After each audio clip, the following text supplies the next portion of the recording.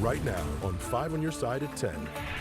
Tonight, a triple shooting in South St. Louis. Something definitely needs to happen to change the trajectory. The crime scene that led two men to run into a nearby business, bleeding. Plus, tonight, cluster bombs. The U.S. plans to supply them to Ukraine. We verify if they're banned in more than 100 countries. But first tonight, tracking the trends on storm chances heading into Wednesday evening. What we know now and how that impacts your Wednesday plans. Tonight, the heat is on in St. Louis, and that's fueling our chances of strong storms tomorrow. Good evening. I'm Mike Bush. And I'm Ann Allred. Tomorrow is a weather alert day. We could see heavy rainfall and damaging winds. Weather First Chief Meteorologist Scott Connell is tracking the chances and the timing. Scott. And the timing is more towards the evening hours and into tomorrow night as opposed to actually during the day tomorrow. Most of tomorrow will be on the dry side in St. Louis, but it's going to be steamy.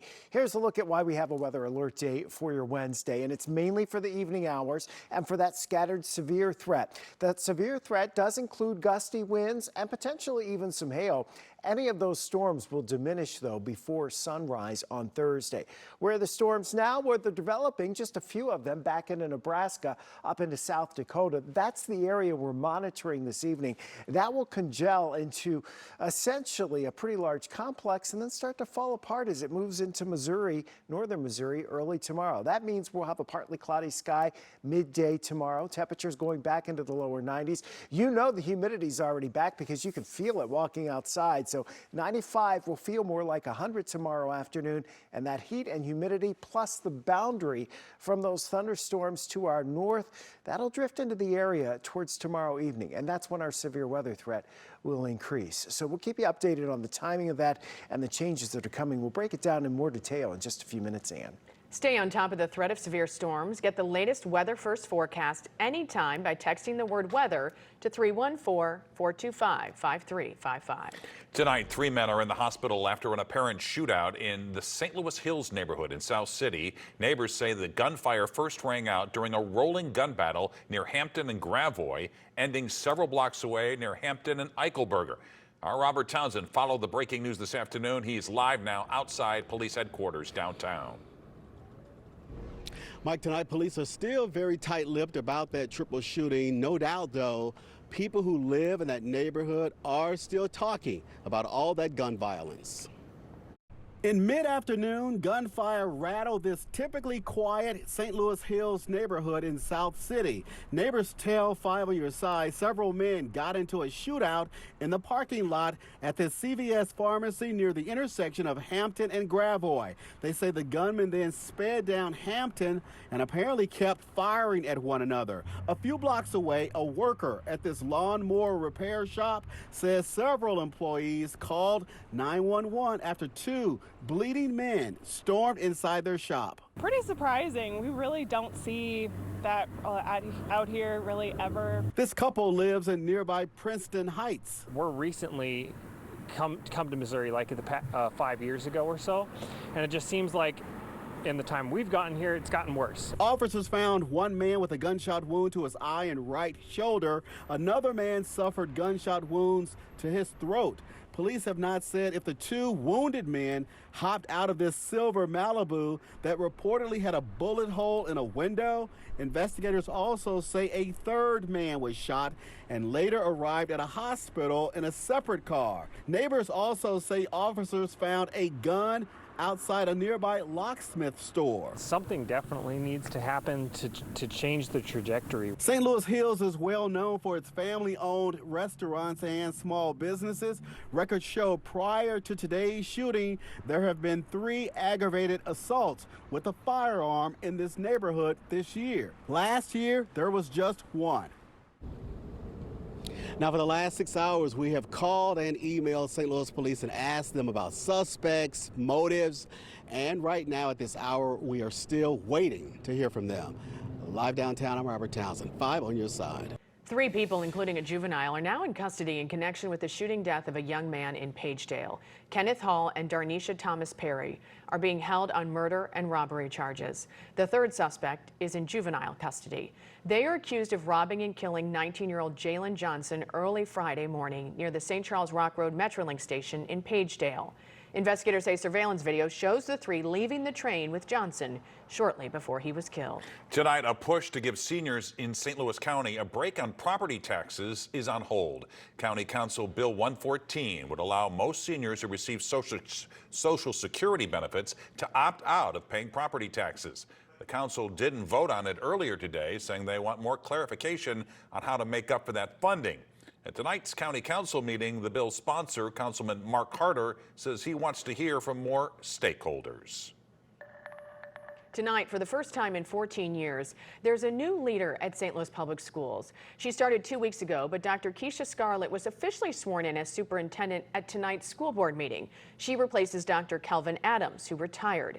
Dr. Scarlett comes from Seattle Public Schools, where she served as assistant superintendent of academics. Another Democrat has joined the race for Missouri's U.S. Senate seat.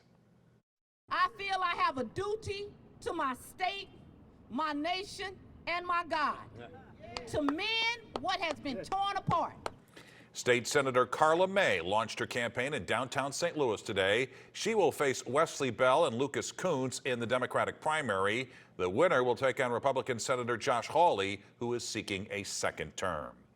Tonight, President Joe Biden skipped a dinner and family photo with other world leaders ahead of his speech tomorrow at the NATO summit in Lithuania.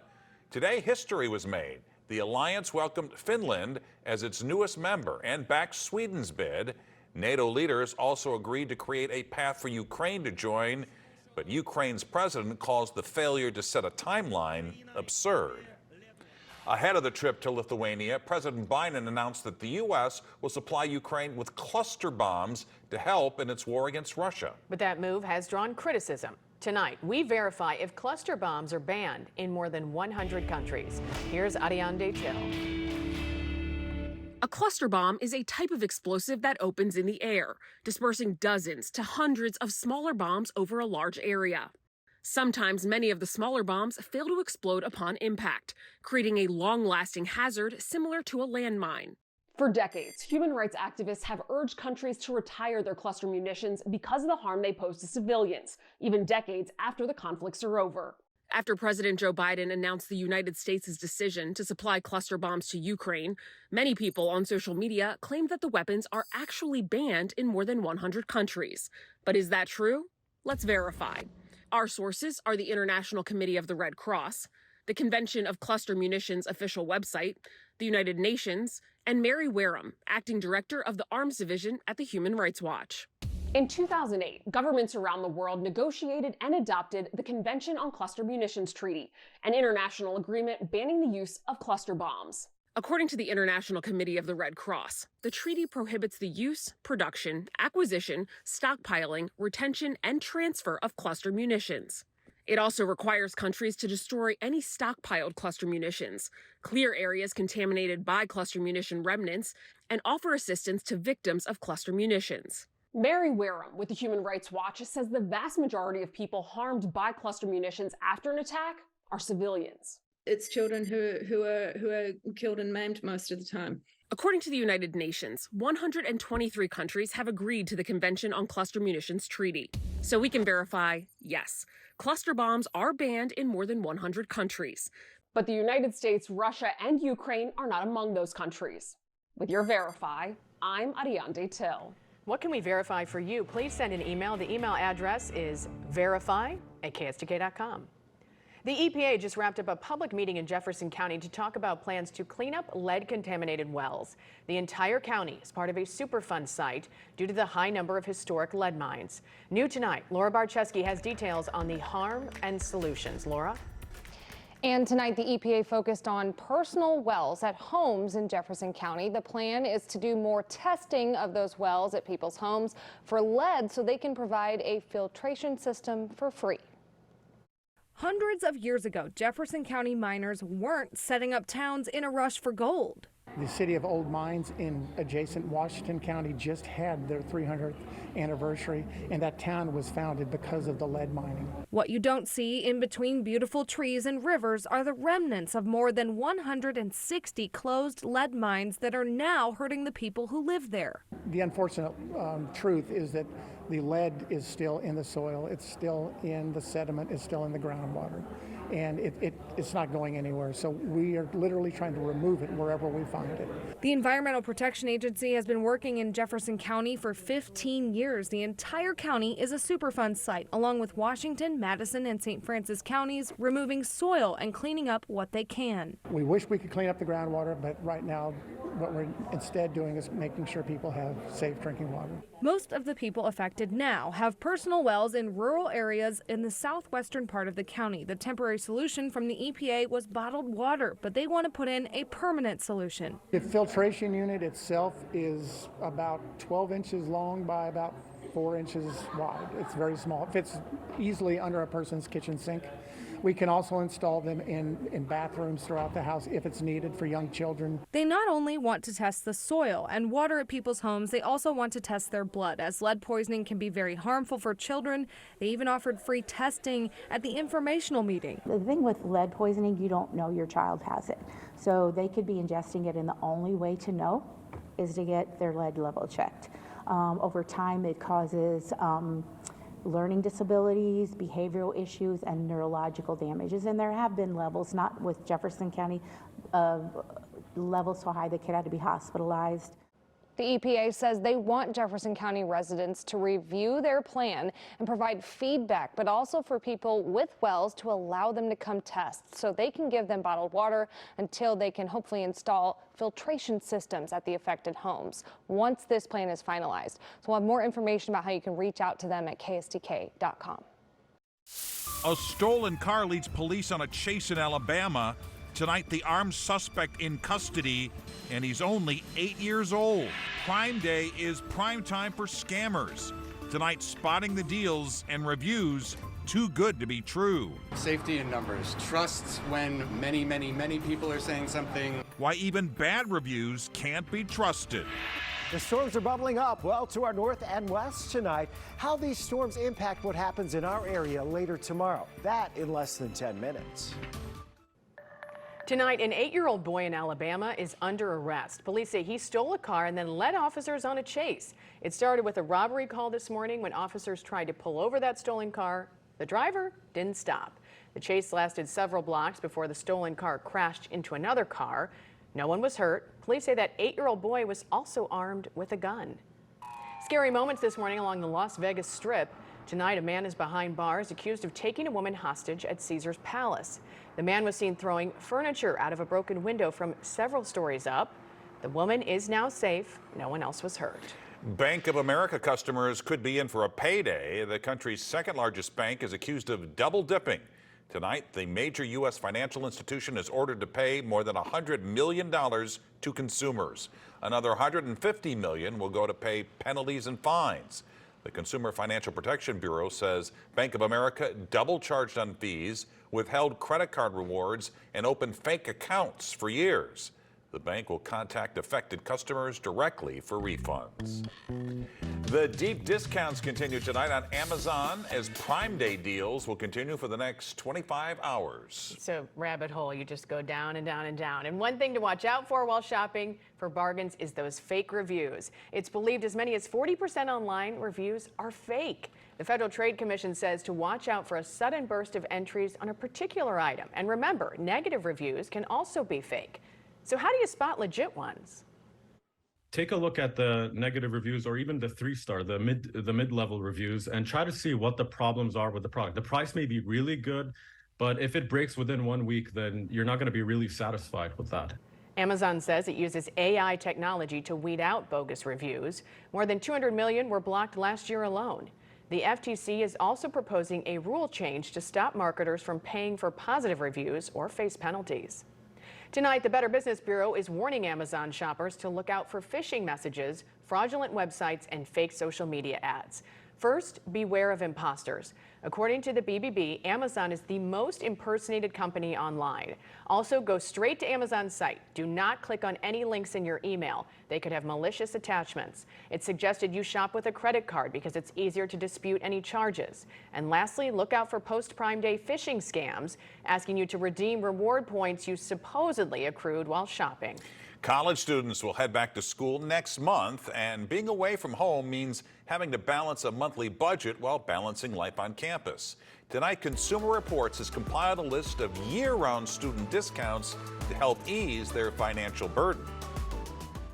As a freshman at the University of Alabama, Claire Verille realized how expensive college life can be. You forget about the little things, just going out to dinner, getting new clothes. So first semester, I blew it. Next year, Claire plans to make every penny count. Working as a summer lifeguard, she'll also be looking for bargains. Students can get at least 10 to 15% off everything from retail to entertainment to food, unlocking hundreds of dollars in discounts. Some food stores and restaurants near Claire's campus offer 10% off, but delivery services like Uber Eats and DoorDash also have deals. Looking for tech items? Apple and Samsung offer discounts on certain smart products, while the Adobe Creative Cloud plan gives 60% off to students for the first year. And check out savings from AT&T and Verizon, too. Need a study break? Hit the entertainment deals. Hulu, Apple Music, YouTube, Spotify, and Pandora all offer savings, some between 50 and 75%. And for $7.49 a month, head over to Amazon Prime Student for video and music, along with free delivery and deals on flights and hotels. Keep in mind, students normally have to verify their status with an academic or .edu email or with proof of enrollment. I need to get new outfits for game days or just social events. Look no further than Levi's, Madewell, J. Crew, Nike, and Target for discounts on clothes. For clothing, it's nice when there is a discount. And it pays to do well in school in more ways than one. Many car insurance companies offer a discount if you maintain good grades, a B average or better. And if you're a student attending school 100 miles or more away from home, you may be eligible for even more discounts. The heat in Missouri, too hot for the roads to handle. Tonight, a section of westbound I-44 is down to one lane in Phelps County because the highway has buckled. This is near Doolittle, west of Rolla. Officials say this was caused by moisture seeping into a crack. The heat then caused the pavement to buckle and warp. Several cars were damaged, but there are no injuries reported. The state highway crews are now working on repairs. Chief Meteorologist Scott Connell rejoins us now with that Weather First forecast. It's going to be an interesting day tomorrow, Scott. It is, and we're going to be watching from the get-go tomorrow morning. Anthony Slaughter right in here at 4 a.m. tomorrow morning, tracking the storms up in Iowa and how they evolve through the course of the day. They should be falling apart during the morning hours, and certainly it's quiet around St. Louis right now, quiet and warm. This is our severe weather threat from the Storm Prediction Center. It will get updated around 1 o'clock in the morning. But most of Missouri and Illinois is under a severe weather threat. Is everybody going to see severe weather? The answer to that, definitely no. But that chance is there. Winds could gust to 60 miles per hour, and there may be some hail with the thunderstorms, especially the first ones that start to build. Now, we've kind of highlighted this area here to the south and southwest of St. Louis. Our thinking is that as we head into the evening hours, this may be the focal point for development. Not to say St. Louis won't get some or that you won't see storms farther north, but at this point, it looks like that's the main focal point for where development is more likely. That's right now. Again, we have to watch how things evolve overnight. So the heat, humidity, it's back. It's here. You can feel it walking outside. The big question, when and where do those storms fire? And a lot of that has to do with what's going on tonight up in Iowa. Our timing here looks to be around 5 o'clock through midnight tomorrow, especially along and south of Interstate 70. So where are the storms right now? Well up to our north and west. They're back across parts of Nebraska into the Dakotas. Just a few showers up in Iowa right now. The upper level pattern, well, you've got the big heat dome in the southwest. Get this, you get out into the desert southwest, Death Valley, forecasting 130 degrees for the high this weekend. But we have a disturbance coming in here out of Canada. This is going to come in that northwest flow towards St. Louis, and it will enhance the chances for showers and storms. We already know we have the warm, steamy weather here. You feel it when you go outside. Right now in St. Louis, talking 86 degrees still at 10 o'clock. Dew point 60, it dropped off a little bit with that south to southeast breeze, but the dew points will come back up overnight. Temperatures will hold in the 60s, mid 70s even in town. And as we go into tomorrow, clouds on the increase. We will see partly cloudy skies for much of the day and dry early on. But then later in the afternoon, that boundary settles into the region, and that's where the focus for showers and thunderstorms thunderstorms, a few of which could be strong to severe will be, and we'll also be dealing with those heat index values ahead and away from any thunderstorms, especially west and southwest of St. Louis. It's going to be an interesting day tomorrow. Weather alert day for sure. Your Weather First team will be tracking all day long, but again, we're thinking the focus is really towards the evening hours and into the overnight, and then quickly moves out. Thursday's mostly quiet. Friday could be stormy again, and then over the weekend, the rain chances drop off. Scotty, thank you. Here's Frank. A great day for some local kids in the baseball draft. St. Louis is trying to land a huge hockey event, and we look at the fascinating life of former Ram Kyle Turley. The Sports Desk is sponsored by Jim Butler Chevrolet, the Midwest's #1 Chevy dealer 10 years running. The Major League Baseball draft wrapped up today, and congrats to two local products. Brennan Orff, the pride of Westminster and SIU Edwardsville, went into the 13th round, and Luke Mann from Vianney and Mizzou was picked in the 14th round. We'll chat with both of them on television tomorrow. Let's head to Seattle for the All-Star game, and the ex-Cardinals were really good early. How about Adolis Garcia with a great catch to rob Ronald Acuna Jr. In the 8th inning? The American League up 2-1, Elias Diaz, a 32-year-old first-time All-Star, hit a 2-run homer, and the NL is on the verge of winning their first All-Star game since 2012. They lead it right now 3-2. Three things for sure in this world: death, taxes, and St. Louis nailing a big-time sporting event. You know what we've done with golf majors, All-Star games, and Olympic trials. Well, the town is now trying to bring the World Junior Hockey Championships here in 2026. We will find out in the fall if we get it. How big is it? How about a $40 to $50 million economic impact? It would last 3 weeks and be held at Enterprise and Centene. About 250,000 tickets would be sold, over 6,000 hotel room nights in the St. Louis area, 10 countries bringing the best 18 to 20-year-old hockey players in the world. The best players in this event go on to be the best players in the NHL. So whether you think of the stars of today, the McDavids, the Matthews, Robert Thomas played in this tournament, Jordan Kyrou played in this tournament, all the players that we can project out as being real bona fide both stars and solid players, they go through the World Juniors. He's always been a free thinker and a guy who has never been afraid to express himself on or off the field. And now Kyle Turley has a new passion in his life. Through the eyes of photographer Jimmy Kruko, we give you the story, and we begin with Kyle on the guitar. Sitting here broken, never dreamed it this way. He started 107 games over 9 years in the NFL trenches. Kyle Turley was an all-pro tackle, and he paid a price after football for his violent career. Having seizures, being in and out of the hospital, suicidal, calling suicide hotlines constantly, being in this world that football created, that medicine's created, that all these other things that they were trying to give me to deal with these injuries from playing a sport, created a whole new world for me. And Turley decided to fight back. He got off the oxy and got on cannabis. And he went from being just a consumer to being an owner. One of his cannabis companies is called Revenant. Everything I took was in the stock market, all in cannabis now.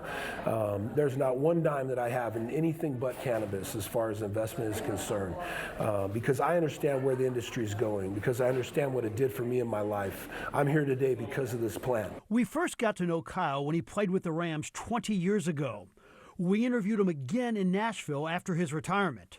And on this day, we chatted at Suede Dispensary on Cherokee Street, where he was promoting the product. Kyle is 47 now and in a good place with a mission. Continue to help this industry, be involved in this industry with my companies, to continue to relay this message to people that you can reclaim your life and get back to what it was that caused you to go search for a dream and live the life that you're supposed to live. And so this for me is brought full circle to opening my eyes and exposing to me clearly that this is why I'm here. This is my life, this is my purpose. and we wish Kyle good luck. And that'll do it in sports. All right, Frank, thanks. We'll be right back. $500 million is up for grabs in tonight's Mega Millions drawing. The winning numbers were just drawn. Here they are: 10, 17, 33, 51, 64, and the Mega Ball is 5. And the Powerball jackpot keeps growing and growing. No one matched all 6 numbers last night. Tomorrow night's drawing is now worth an estimated $725 million. Take a look at this whopper of a sandwich. Burger King in Thailand has introduced the real cheeseburger. No beef, just 20 slices of American cheese stacked between 2 sesame buns. The sandwich costs about $11 US, so a grilled cheese. A grilled cheese, a very high grilled cheese. There you have it, 5 on your side at 10. The Tonight Show is next. Have a great tomorrow.